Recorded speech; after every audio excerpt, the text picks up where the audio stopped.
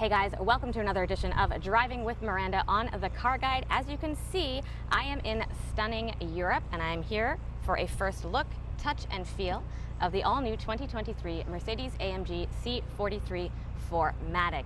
Now, this thing is absolutely stunning to look at, but what's interesting is that a little bit of that Formula One technology has trickled in under the hood. It has a new engine, it has a new feel on the road. Let's go for a drive.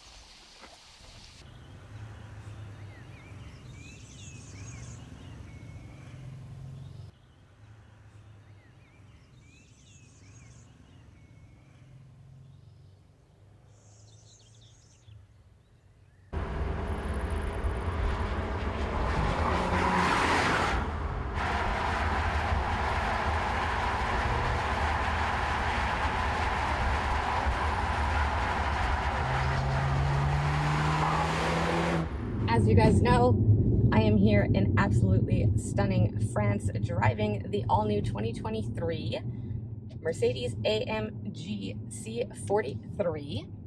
And what's really cool about this vehicle is the fact that it has F1 technology that's trickled down into its engine. I'm going to get to that right away because it is the most exciting part about this vehicle. So, to not overcomplicate things, basically what they have done, not only does this have a smaller engine now, so it is a 2-liter turbocharged 4-cylinder inline. The previous generation had a V6, it was larger. So they've made the engine smaller, but don't worry, they've also made it more powerful. So it has 408 horsepower, and it's got quite a bit more torque as well. And what they've managed to do with this F1 technology is they have added an electric motor, so to speak, to the turbo. So it helps push the air more quickly, spin the turbine more quickly, therefore pretty much effectively eliminating that lovely thing we like to call turbo lag. This vehicle basically has none. None of it. Really, I think the only lag that it has is due to the 9-speed transmission that it has. And that's just something that, you know, I think Mercedes suffers with in general. The 9-speed can be a little bit jerky, especially in city situations like I am in now. So that's where the jerkiness comes from. Absolutely nothing to do with the turbo. This thing is quick, it is responsive, it handles on a dime, also thanks to the rear steering that is available or standard on all vehicles. So in tighter city situations, this thing can literally turn on a dime. And then when you're on those twisty country French roads like we have been, it just handles beautifully. This thing is grounded, it is planted, it is stable. Even if you give it a little bit more than you think you should, this thing just eats up those corners and pops out the other side, ready and raring to go. Of course, you've got that fantastic AMG exhaust note. You know, this thing sounds loud, it sounds proud. It sounds a little bit mean, but that's okay.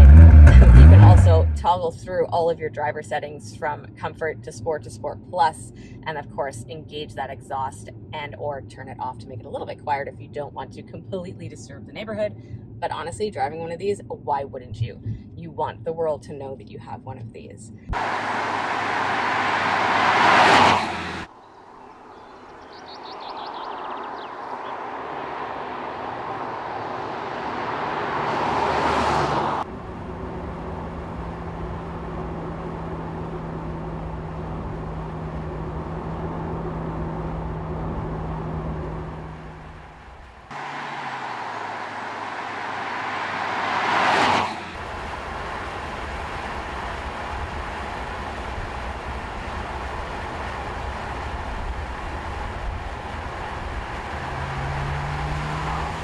In terms of exterior look, like I said, it's got a couple of special features for that front grille. And for the badging, now you can get the black night trim level, which means you get the blacked out front grille.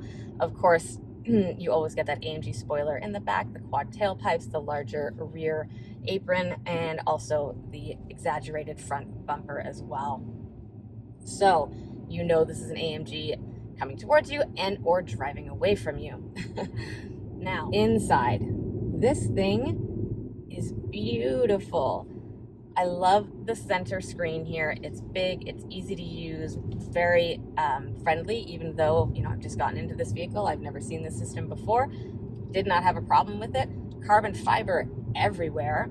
I love the contrast stitching. And while they do still have the same, they're newer generation AMG seats, they seem very similar to the old one. They are lighter, they are airier. You can actually see through to the back seat through the seats, which is kind of cool.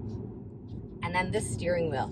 This steering wheel is, dare I say, perfection. It's small, as in its diameter. It's chunky. It's easy to grip onto. It has a lot going on, truthfully. There's a lot of buttons here. I've got the toggles down at the bottom where I can go through my AMG dynamic settings, from my steering to my suspension, to my throttle response. And I got my other little toggle on the other side that lets me go through Sport, Sport Plus, Comfort, etc.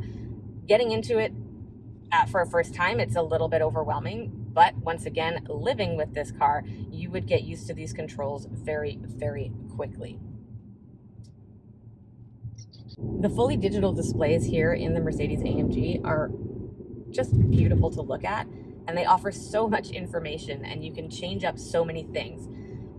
One of the coolest features that this vehicle has actually is the augmented reality for their nav system. And I thought it was really distracting at first because the picture shows up. It's like there's a camera in the front of the car and then a big arrow telling you where you need to be going. Plus, I've got the nav on the head-up display. So I thought, well, that's like super duper distracting because a video is playing over here on one side where I need to be looking out of my front window as well. So how is that going to help me?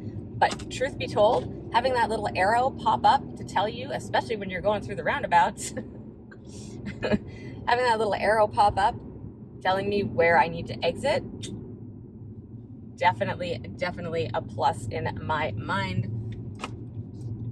Like now I'm going around the roundabout. I know I don't go off the first one. I'm going for the second one because my little blue arrows just showed up to direct me. Sounds silly and trivial, but really, really makes a difference.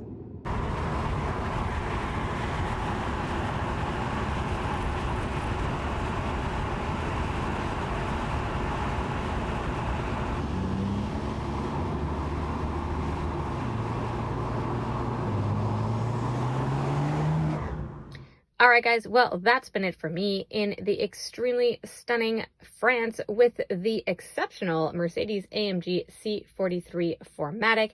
As always, if you have any questions, comments, or concerns, you can hit me up at Miss Miranda L on Twitter and Instagram. Of course, you can always contact the Car Guide at the official Car Guide, or you can drop a comment below. Hope to see you guys back next week when I'm back on home soil. Take care.